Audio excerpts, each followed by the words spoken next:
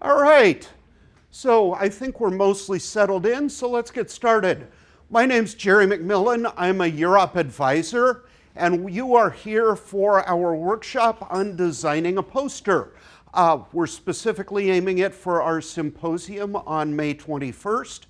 If you are presenting it there, this will be aimed at you. If you just want to know more about doing a poster, that's fine as well. The way I'm going to work it, we'll look at some slides, I'll talk for a little while, and then I'm going to invite everybody to come forward. I have 5 posters up here provided by our friends at Campus-Wide Honors from past UCI symposia, and I'm going to invite everybody to take a look at them, and then we'll talk about them.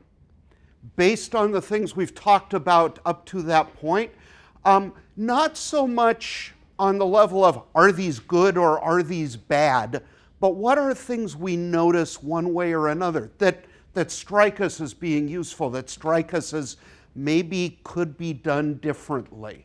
So talk a little bit about the nature of poster design, and then we'll actually look at some posters and talk about what we like, what we don't, and all the while we're doing this, thinking about your own poster. Because ultimately what we want to come out of this workshop is we want you all to have posters that you're proud of. So anything I say in here, whether it applies to you or not, listen to it and then decide. Does it apply? I don't know. And one caveat as we're going on here, particularly as we're looking at these posters, I have some very strong opinions about poster design that I've formed over the years. I will be very happily share those as this workshop is going on. Not all of those opinions are in agreement with everything you will hear from other people. And if I happen to say something that completely disagrees with something that your faculty mentor insists upon, by definition, they're right. You have to deal with them again. You never have to work with me. So if I say something that contradicts them, and I probably will, listen to what I say, listen to my reasoning for it, and if they tell you to do otherwise, follow their directions. So to start, let's start with a very basic question. You're doing a poster presentation. What's a poster? At its basic level, a poster is a 3-foot by 4-foot hunk of stuff. 3 by 4, that's the standard size. I've seen 4 by 4s come into the symposium, and I've seen bigger ones that really don't work on our easels, but the standard format's a 3 by 4. Something to think about though with that 3 by 4 foot format. Posters are limited. A lot of people you will see with posters that I've seen over the years try to fit the equivalent of an entire research paper on a poster. It doesn't work. So as you're thinking about poster design, keep in mind you've only got limited space, and you still want people to be able to read it. Another very important thing in poster design, or in the definition of the poster, is to keep one really important thing in mind. A poster is not a complete presentation. For the purposes of our symposium, and there are different events that do it differently, but for our purposes, a poster is not meant to be a complete presentation. The poster is half of your presentation. The other half is you. The poster is something people read. They see it, they ask questions about it, and then you fill in the details. which is an incredible luxury because that gives you the opportunity to leave a bunch of stuff off of your poster. because it means you can fill in the things that aren't there for people who ask. So thinking about a poster, think about not only what it is, but think about what it's designed to do. And here I'm talking specifically about this 3-foot by 4-foot piece of paper, styrofoam, whatever we want to call it. When you're designing your poster, what are you trying to do with it? First thing you want to do is you want to capture people's interest. We currently have, when I last looked, I think we have about 286 posters for our symposium. Why do people want to look at yours? So as you're designing your poster, think about something that's going to get that person going, yeah, poster, poster, poster. Whoa, I want to, yeah, that's cool. The first purpose of your poster is to get people to look at it more. So think of something that's going to draw interest. And then once you draw their interest, the single purpose of the poster presentation, this is also true of oral presentations, there's only one purpose that I want you to keep in mind for this entire process, is the single purpose of your presentation is to communicate. You want to communicate details about the research you've done. You want people to walk away knowing more about your project than they knew coming in. So as you start thinking about your poster, as you start thinking about what you're going to say about your poster, start thinking about, does this element help communicate my message? And if it does, great. If it doesn't, and I'll talk more about that sort of thing in a little bit, if it doesn't, start thinking, do I really need that? If it's not helping, is it hurting? But always keep in mind as you're going along, communication is your goal. So first thing, you want to capture their interest. You want to communicate. The third thing you want to do is with your poster, you want to get people who look at it to want to know more about your project. And this again is where you come in. They're going to look at what's on your poster. They're going to say, wow, this looks really cool, but I've reached the limits of what's on this poster. How can I find out more? Oh, I'll talk to this person standing here looking very helpful and friendly. By the way, look helpful and friendly when you're standing next to your poster. They'll want to talk to you more. But the poster should inspire people to want to know more about your research. Again, we can't fit it all there. You want to give them enough information that they want to know more about it. You want to get them excited by what you've done. You want to give them a fairly complete picture, a fairly complete overview of your project. But leave them wanting to fill in the details between those little boxes that you've put on the poster.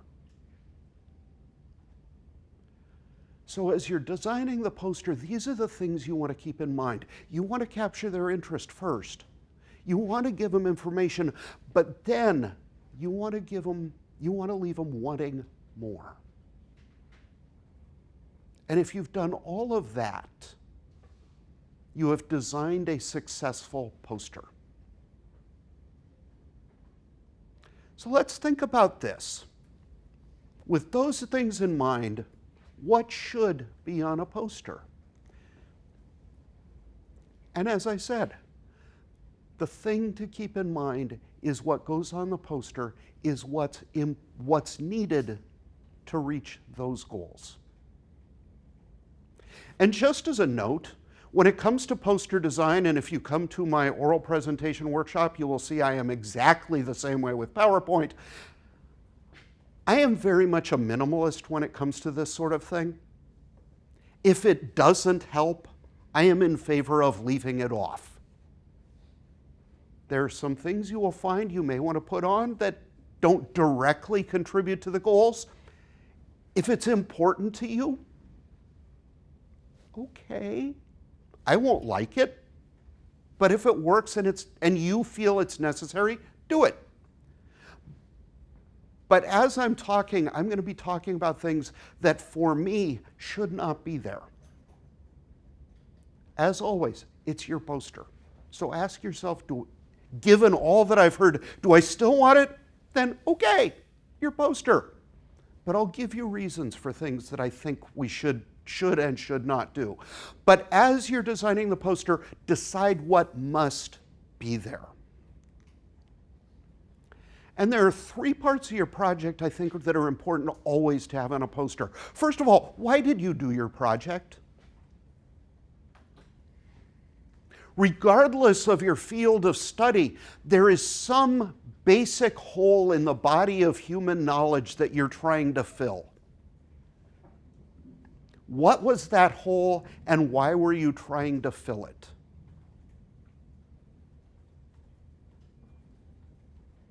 Second thing that I think should always be on the poster is, having done your project, what did you find out? In a standard science paper, this would be the results. And then the third one, and for me this is the most important, is what does it mean? Now that you've discovered this stuff, now that you have filled that hole in the body of human knowledge, how have things changed? Whether within your field, whether within your community, whether within the world at large, what has changed because you have finished this project and discovered these things? Again, in the standard science paper, this is your conclusions and/or discussion. But talk about the implications. This is also probably the area that most is going to get people to want to ask you about your project. Because the implications of the project are most likely the things they can most closely relate to. So spend time thinking about how you discuss your implications and the importance of what you've done.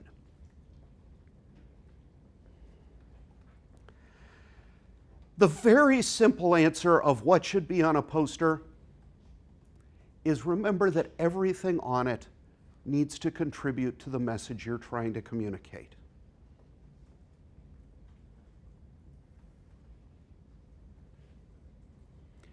A poster, in one sense, it's telling a story. How do all of these elements add up to tell the story you're trying to tell?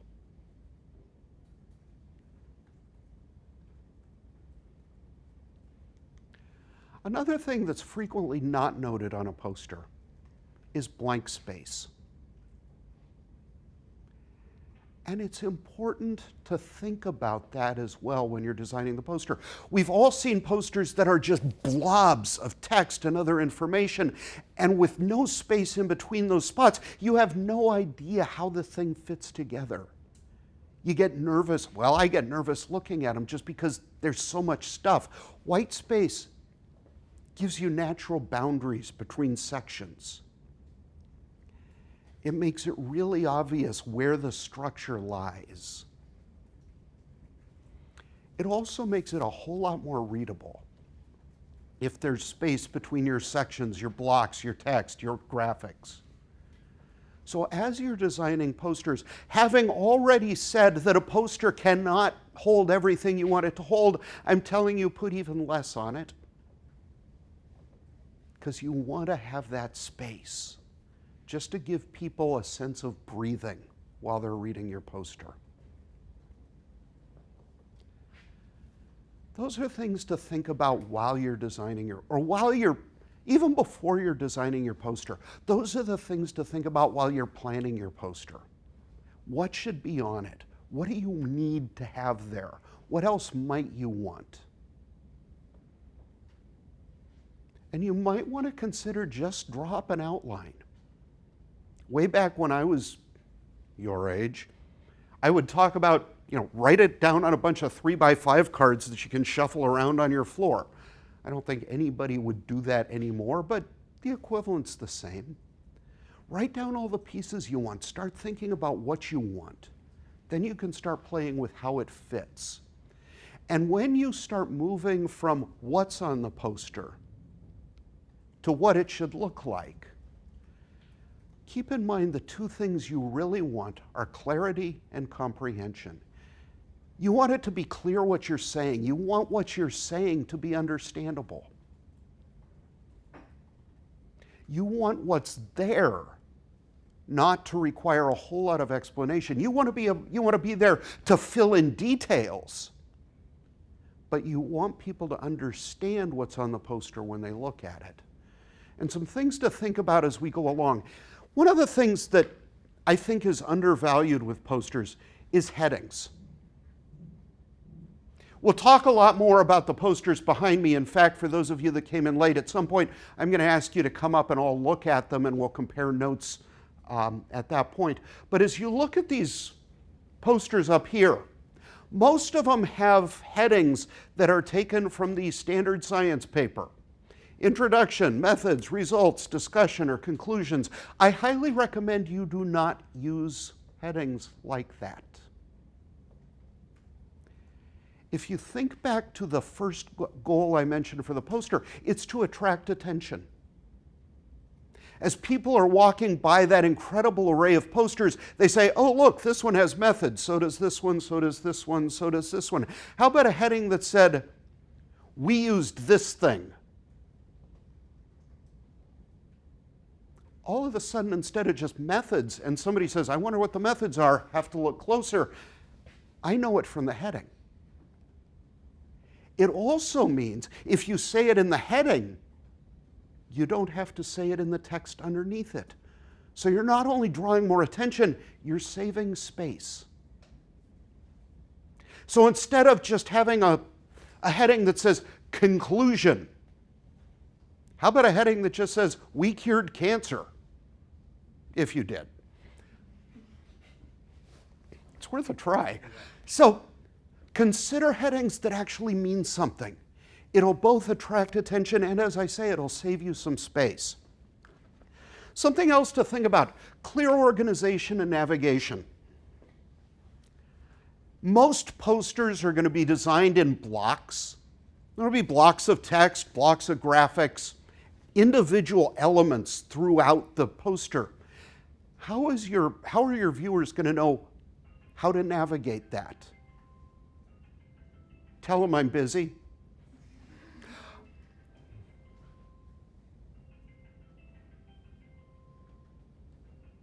Okay, so where was I? Oh, yes. So organization and navigation. As people look at your poster, how do they know what to look at next? Standard English speaking routine is you go top to bottom, left to right. That's a good default.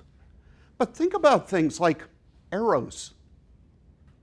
Think about things like numbering your headings. Think about, one of the things to think about for our poster session, we're doing it in a space we've never used before for this event. But based on past experience, it's entirely likely it's going to be crowded, which means you don't want somebody to come up to your poster and say, because every time they go this way, they're going to bump into somebody.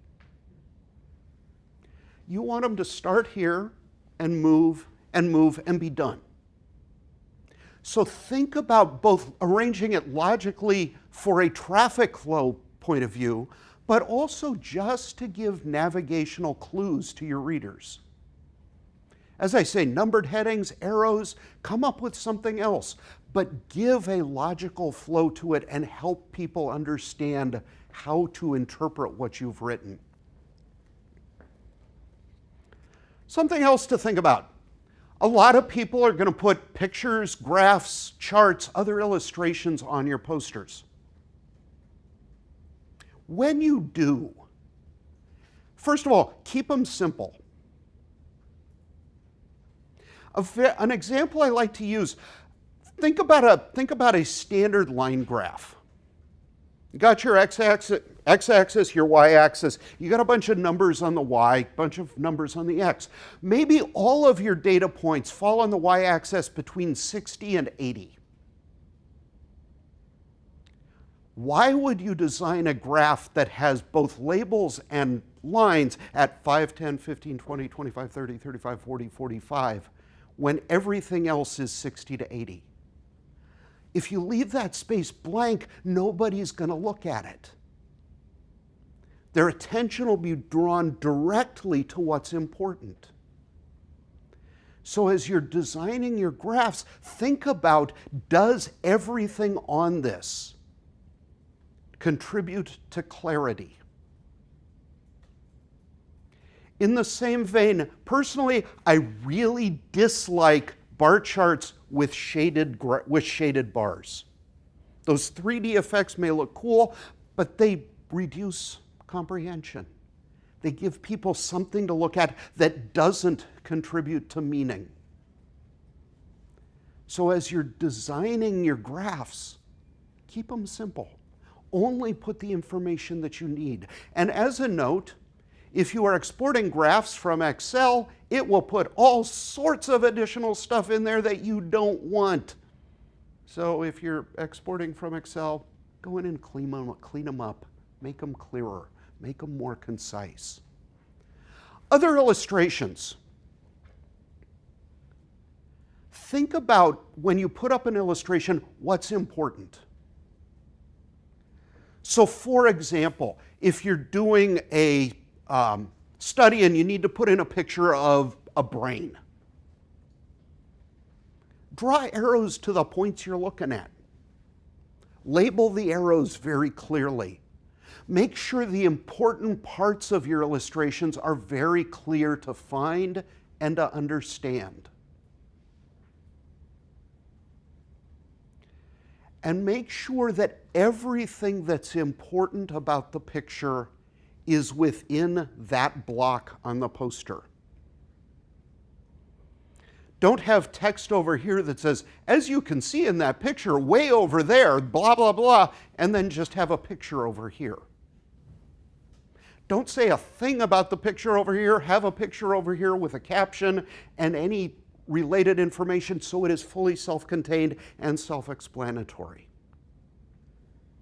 Again, it comes back to, you've got limited space. You don't want to move people's focus around different places on your poster.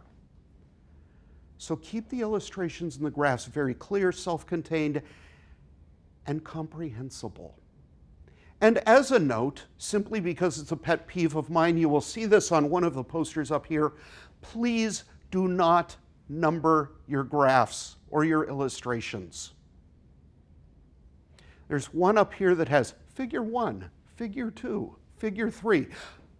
Labeling illustrations is a really important thing to do in a research paper when you're saying, as you can see in figure 1 on page 23, then people, oh, 23, yeah, okay, that's important. On something this size, A, I don't think you should be referring to the graphic within your text anyway.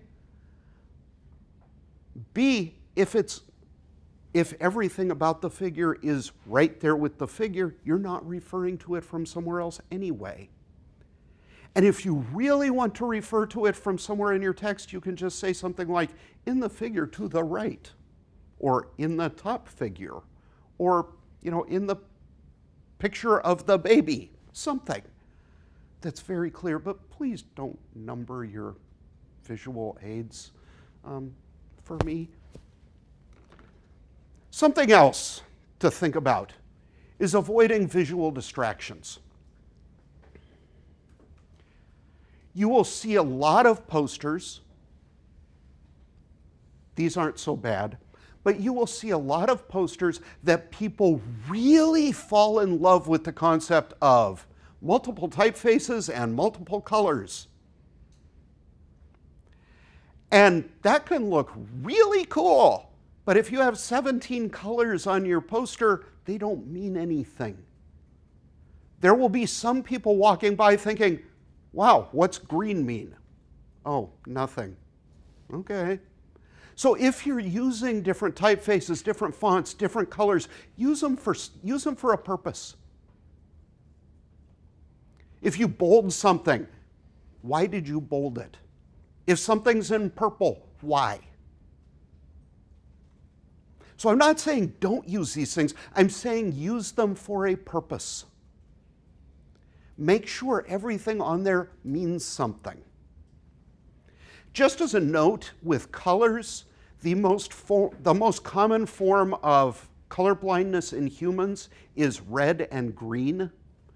So I very strongly recommend avoid using red-green as your 2 points of contrast.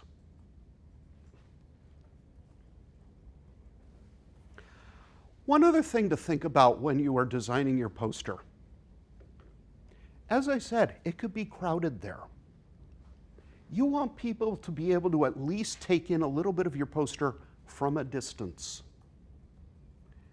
If you look at the guidelines that we have on our website, which I'll refer to a couple more times during this workshop, if you look at the guidelines, we talk about you want to be able to read at least the title from at least 6 feet away. You want to be able to read all of the text from at least 3 or 4 feet, even if you've got old eyes like mine. So make sure it's big enough to comprehend from a distance. A couple other things to think about is as you're designing the slides, think about all of these things. Think about, is it readable? Is it comprehensible? A couple of things. First of all, avoid large blocks of text. This is a time when bullet points are definitely the way to go. Each section have 3 or 4 bullet points, no more than about 7 words per bullet point. You want things to be able to be digested quickly.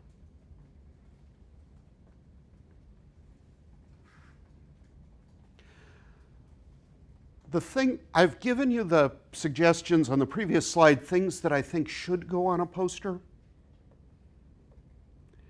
There are some things I strongly recommend should not go on a poster.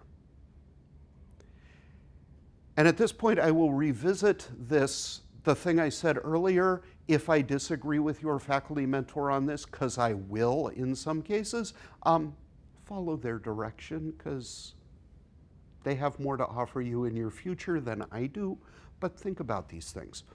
Going back to, it is a very limited space. You are limited in what you can put on it. You want to inspire people to talk to you about more stuff. The first thing I would leave off is your abstract. Think about this. What's an abstract? An abstract is a summary of your research.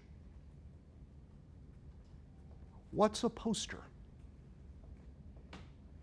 A poster is a summary of your research. So to me, the idea of putting a summary of your research on a summary of your research doesn't make any sense whatsoever, particularly if we're trying to avoid large blocks of text.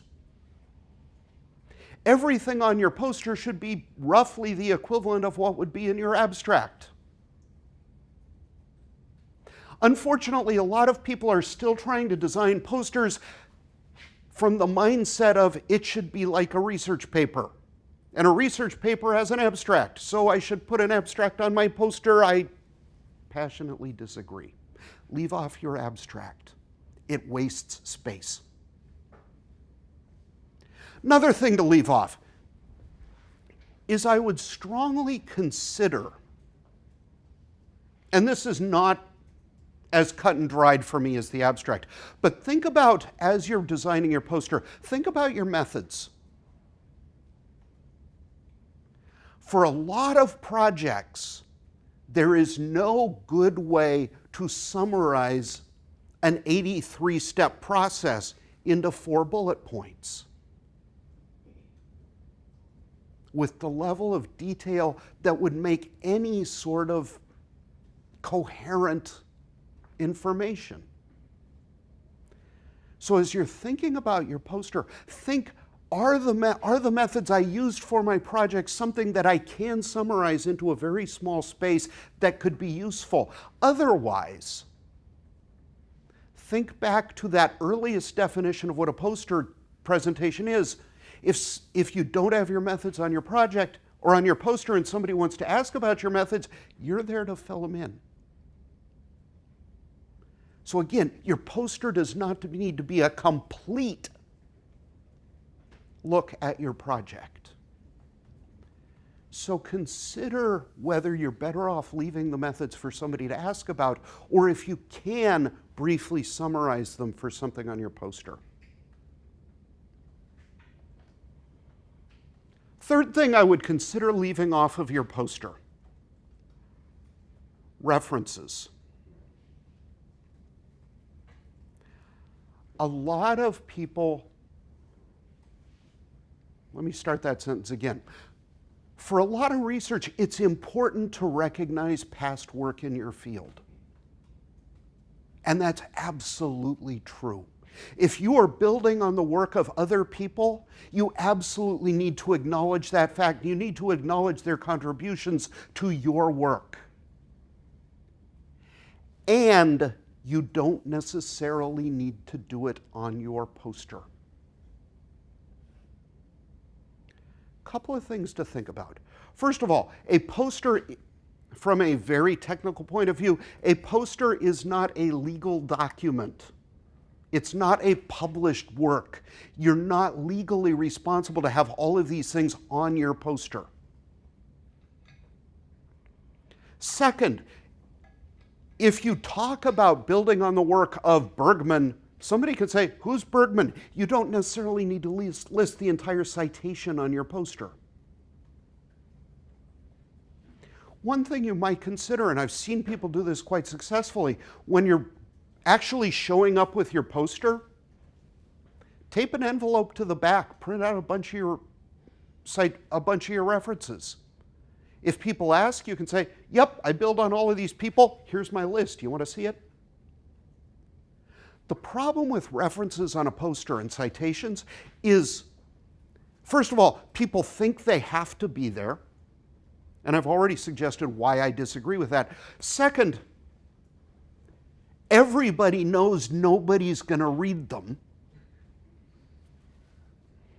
Third, because nobody's going to read them, they're put in really tiny font, way off to the bottom right, where nobody's going to read it anyway, which means, fourth, you've used up a bunch of space for something that's not readable that nobody's going to read.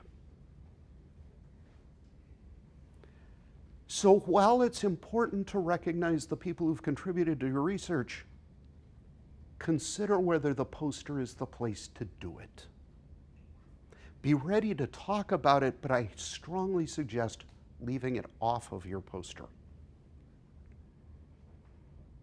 Any questions at this point?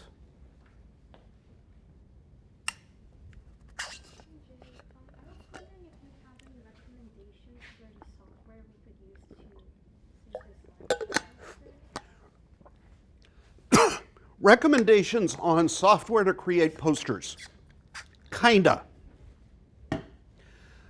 As a note, most students particularly are going to use PowerPoint because it's something you all know, it's something you've worked with, and it's really easy. Printers, excuse me, I obviously didn't swallow that well. Printers are used to working with things created in PowerPoint, so it's very straightforward, very easy. And as I say, it's the one most of you are probably going to end up using. There are some problems with PowerPoint. Most of them come back to the fact that it's very easy and very simple, which means you don't have a whole lot of control over things in PowerPoint. If you really want to design your poster to a really precise level, you need to start looking at things like InDesign or Illustrator, the big layout programs that give you control over, I want to move this 1/4 of a millimeter to the left. So if you have access to a powerful layout program, use it. It gives you a lot more flexibility, a lot more design precision. But PowerPoint is, as I say, the one that most people are going to use. And just as a note, I don't have it on a slide. As I mentioned, we have our poster presentation guidelines. They're on our website, and they're also on our submission form, I believe. And they'll certainly be showing up in emails we send to you. Poster submission guidelines have a couple of things like recommendations on specific point sizes to use in your text. It also lists 2 places on campus that will print posters. Infographics in the School of Biosci and the UPS store in the Student Center will both print posters.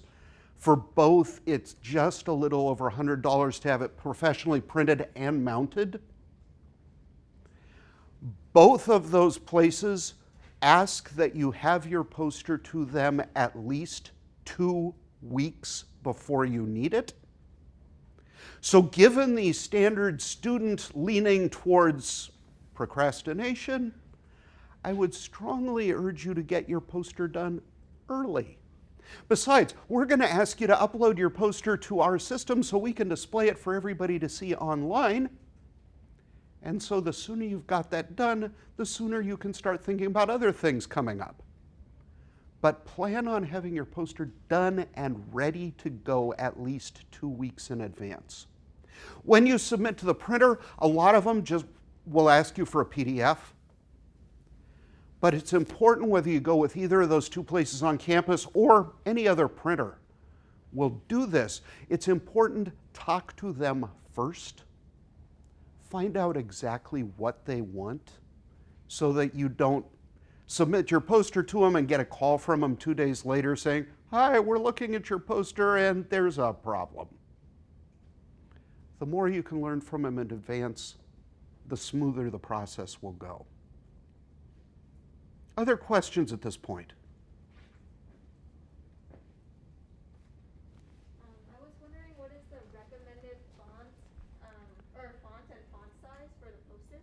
So, as I say, our guidelines have a couple of notes. I can never remember what we say about point size. In terms of a typeface, use your standard text fonts. I prefer sans serif fonts like Arial, Calibri, Verdana over things like Times Roman. The serif fonts, I think, are a little harder to read in large formats. But in terms of specific point sizes, particularly check our guidelines and then just remember that title from 6 feet, text from 3 feet. Other questions at this point before we get into the interactive part of this workshop? And just as a note, if you come up with questions at any other point, I'm happy to ask them. This is just a convenient stopping point. Because at this point, what I'm going to ask you to do, as I said, we have 5 posters that have been generously loaned to us by our friends at Campus-Wide Honors. I'm going to invite all of us to come up, take about 3 minutes, look at all of them. Think about what we've talked about in terms of poster design, poster layout, poster concepts. And then we'll come back and we'll talk about them. We'll look at each poster and I'm going to ask for feedback. I'm not looking for, wow, that stinks. But what are areas on these posters that you think these people did really well? What are areas that you think you might have done differently? Trying to avoid that whole it's bad thing, because it's all a sliding scale. But as I say, I'm going to give 3 minutes or thereabouts. Come on up, take a look, and then we'll talk about them.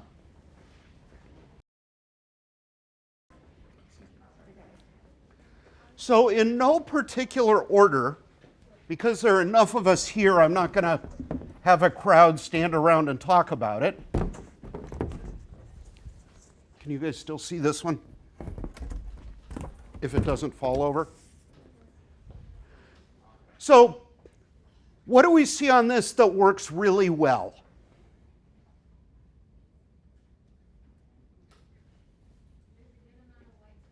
Good amount of white space, absolutely. What else? Is that bold text? Bold text. I would suggest these headings are very easy to read, with the possible exception of that one because of the color. Other things. All the infographics seem to add to the general. The graphics have purpose and add to the storyline. Yep. Other thoughts or things that you think might have been done more effectively? So like use bullet points instead of like a long paragraph. Bullet points instead of a long paragraph. As somebody's walking by, to me at least, those are intimidating. I don't want to stop and read that. Other things. I appreciate the bubbling, because it sort of directs or like creates the appearance of like columns that you can read around. The outlines around the columns make it very clear where the navigation goes. Very good. What else? And as I say, this is something we could spend all day on, just a single poster, but just want to give a flavor. For me, a couple more things. First of all, we've talked about what I think about abstracts on posters. Notice how much of this physical space it takes. That could be used, if nothing else, to make this type lot larger. Other things, and this is getting to the very small detail, note the level of space under the headings. It's different. So when you're designing your poster, think about keeping it clean. This one also has figure numbers. I've already told you what I think about those. But it's clear. It shows what it's trying to show. It does it in a very clear direction. I wish the type were a little bit bigger, but it does a good job of conveying what it's trying to do. What about this one? Thoughts?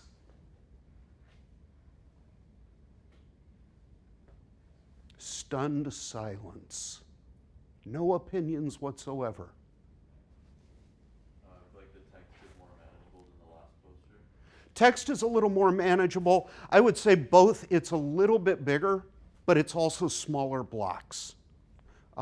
This is a really good demonstration of how much easier it is to read your text if it's not in a giant blob. A lot of difficult concepts are explained visually as well. A lot of good visual, a lot of illustrations. If you remember the old cliche, a picture is worth 1,000 words, picture what 1,000 words looks like on a poster. Some things are just easier to say with pictures, and I think this one does a good job of visually illustrating what they're trying to say. What else?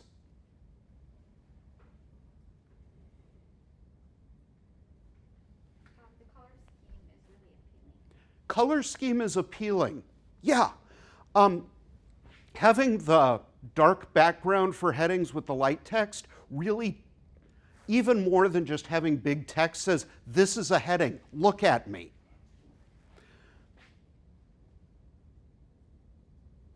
Something else.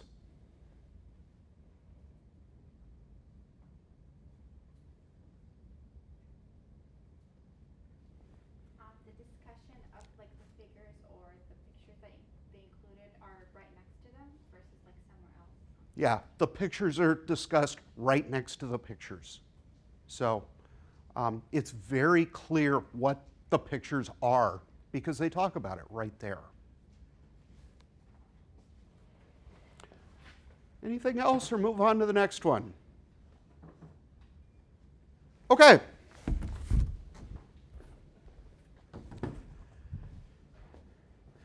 And just to move in a completely different direction, what about this one?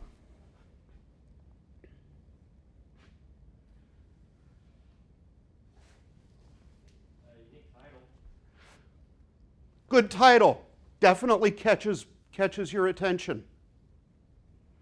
And as a note, and I know we don't always have a lot of flexibility in our titles. One thing I love about this title is it's both a big print and it fits on a single line.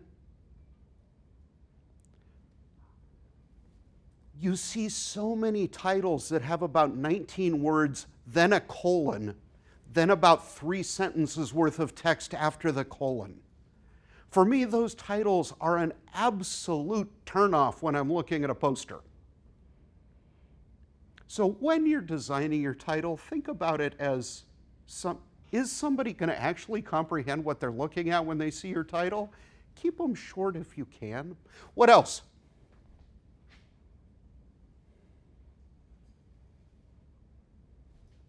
It feels sort of crammed and like disorganized in the corner. Because typically you read like left to right and then having references sort of in front of discussion. Yeah, the references are in a weird place on this one.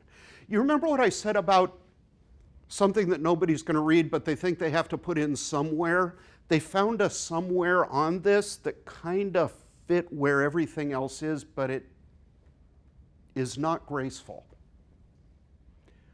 Other thoughts on this one?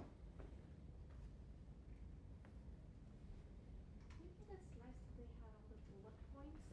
But the main thing is that I feel like even for the bullet points themselves, when there's a lot of them and there's also like a lot of text for some of the bullet points, like a whole paragraph.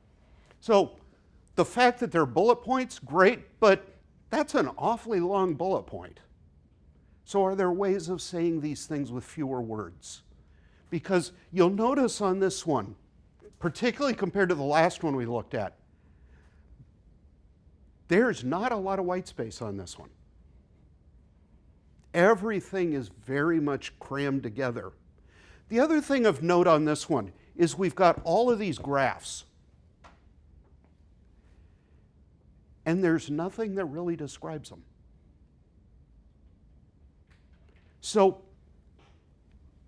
if this were your poster and you were looking at it in your design program, the thing I'd ask you to consider is, do you need all of these graphs? Or can you take 2 out of each section and actually put some description of what people are looking at within those sections to make it more clear what people are looking at? Because there's, I'm sure, great information here. But it's hard to tell looking at the poster what it's trying to say. So again, when you're doing illustrations, make sure they're clear. A couple other nitpicky points, and I'll put all these posters back on their easels when we're done, so if you want to wander through and take a look at them again, you can. But you'll notice on a couple of the graphs, like here, there's a line over some of the legend text. And that happens a couple other places, that the graph itself gets in the way of the legend. So some definite issues on those here. But again, some of the design elements are really clear and really good. One thing that I haven't said that I should emphasize is there is absolutely no such thing as a perfect poster. Most of the posters that'll be at the symposium are going to be good. They'll all have elements that are really successful. They'll all have elements that could be more successful. I just suggest that you want your poster to be the one that has the fewest that could be more successful. Something completely different. Thoughts on this one?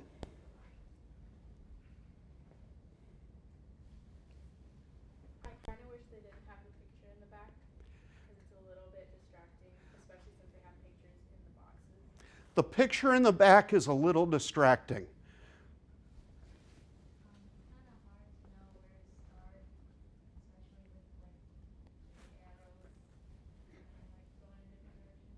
Kind of hard to know where to start.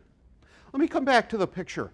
When I first, and I'm sure this was similar to a lot of people, the first impression of this poster is you look at it and say, wow, that's pretty. Because the picture is very striking. But as you say, it's distracting. It gets in the way. Maybe there's a way to do it so that you reduce its opacity, so that it's much fainter, and you just have a blur, a little hint of the picture in the back, giving you that hint of something else, maybe. But I agree, this one's just, it's overwhelming. Given the question about a starting point, to me, this blue heading is a starting point, but apparently they could have done something to make it clearer.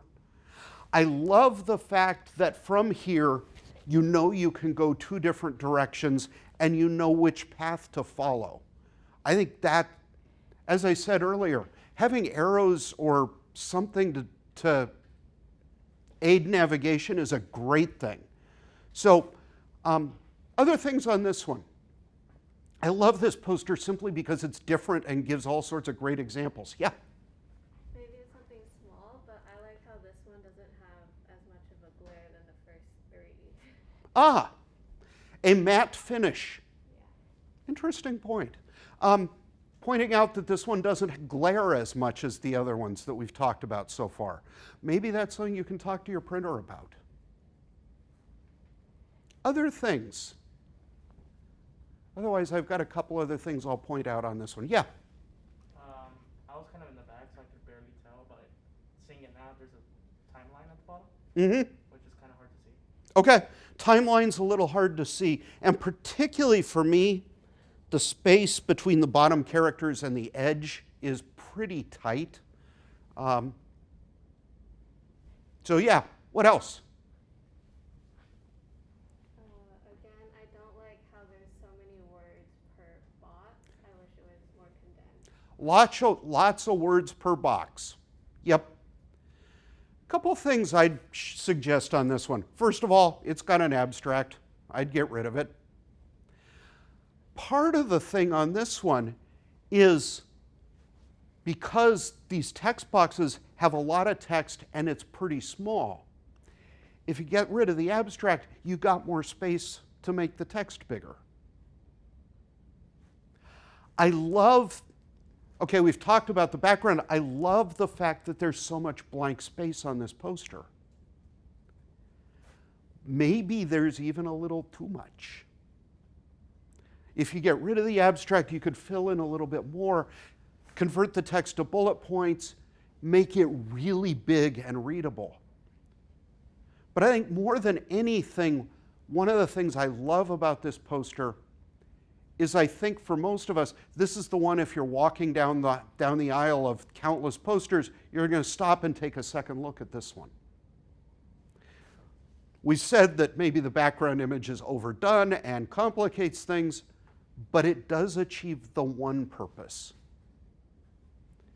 So having seen this element that makes you stop and say, whoa, I want to look at that, start thinking about ways you can do that that don't detract from the meaning on the poster.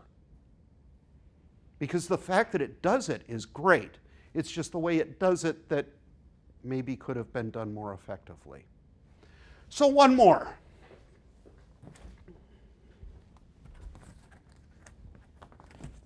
Thoughts on this one?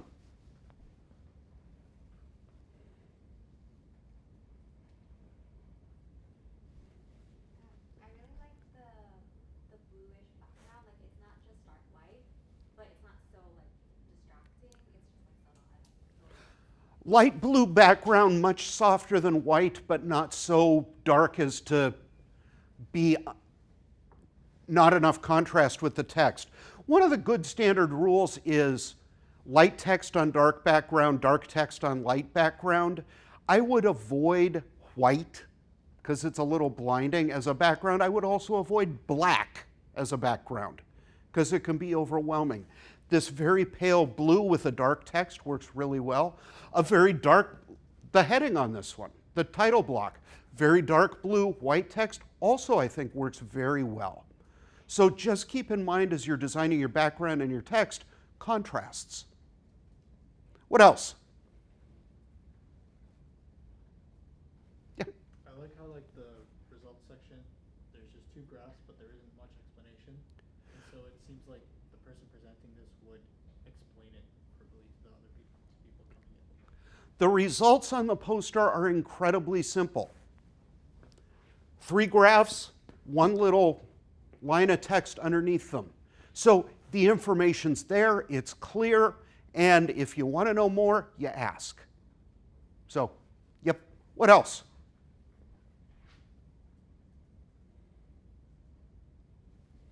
The references seem kind of pointless because they're just way too small. Oh, thank you for saying that. The references are really tiny, and if you look at this, there's a line of text here that's even smaller, which for all the reasons I mentioned ahead of time or previously, I would just leave all of that off and be prepared to talk about it, be prepared to relay the information in a different form, because the only purpose this serves is to say, yep, it's on there. What else? I think I kind of like how they had the research question number 1 and question number 2 labeled, as well as going into the discussion and implications, kind of like shows the 2 different things that they talked about primarily. Yeah, so here they say research question 1, research question 2, and in the discussion, they refer back to research question 1 and research question 2. So it's really easy to say, okay, we set it up here, here's what happened to that part of it. Really clear, really logical presentation of that. 1 or 2 more things. The white space on in the graphs, I think that could have been reformatted so that the text could have been bigger. Because from back here, I can see it perfectly. Perhaps the text on the graphics could be a little bigger to be clearer. Yeah. And if you'll recall what I said about only putting important things on the graphs, if you'll notice we've got point 1, 2, 3, 4, 5, 6, 7, 8, 9, 1. All of the information's right here at about point 6 or 7. You don't need all of these lines. They just get in the way. Another thing I really love about this one is that the 2 illustrations are big enough to be really clear. They have very simple explanations under them, and they provide a really nice kind of tonic to the text. They're in a place that it really breaks up what's already there. So I really like the design of this poster. I think they did a great job on that. One note as I think about it, for these posters, as I said, these were provided, these are past symposium posters from campus-wide honors. I would suggest that if you want to take pictures for your own reference, feel free, but I would also ask, do not share these outside of this workshop, because we are using other people's work and it does have their identifiers on here. So don't start putting things up so they start getting phone calls. Hey, saw your poster, it stunk. Use it for your own reference, but that's the intent here. Any other thoughts at this point? Otherwise, I've got a couple closing remarks and we can call it a day. Although, as I say, I'll answer questions for as long as you would like.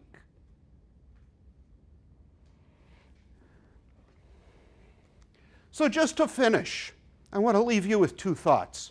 First of all, the goal of this entire presentation is to communicate.